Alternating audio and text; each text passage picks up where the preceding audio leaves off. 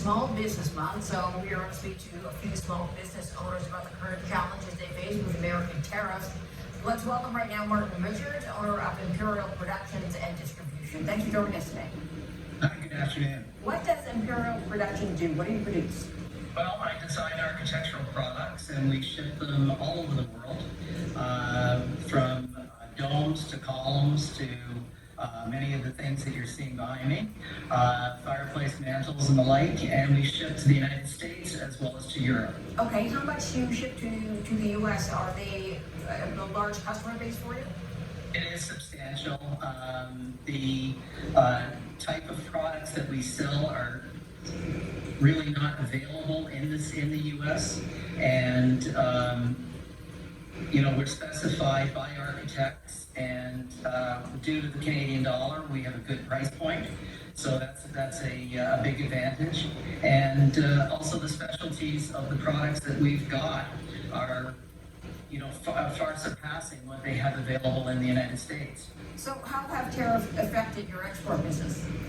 Well, they've created an administrative nightmare.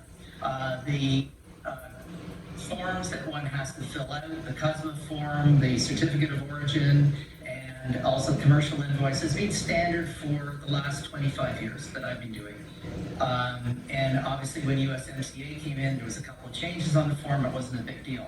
But the problem now is that the brokers are totally ignoring the CUSMA forms, which makes a huge impact on small businesses because, for example, the other day I shipped out some concrete attic bases for a bank, very huge bases that go around the rotted ones that they're removing from the columns.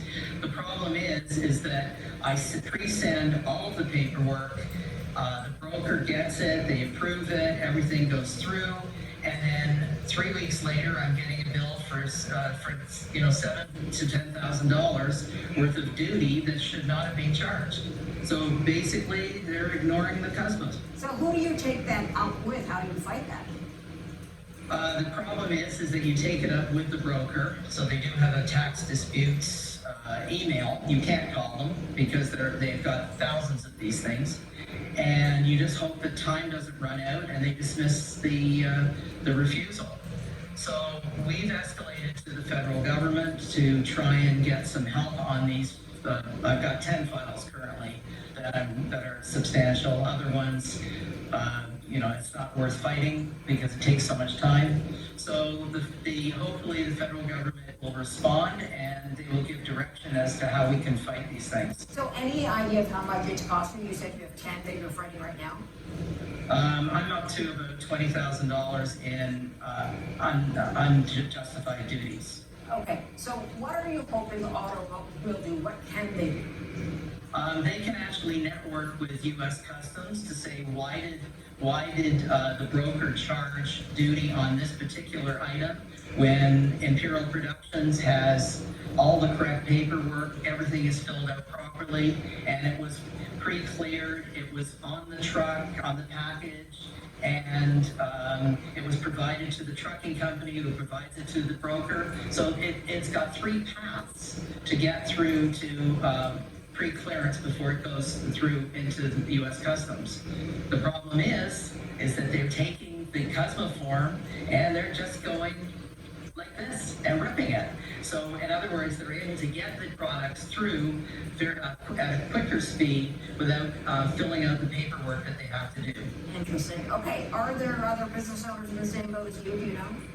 I've networked with many businesses that do similar things to us and not so similar things to us, and they're all having the same problem.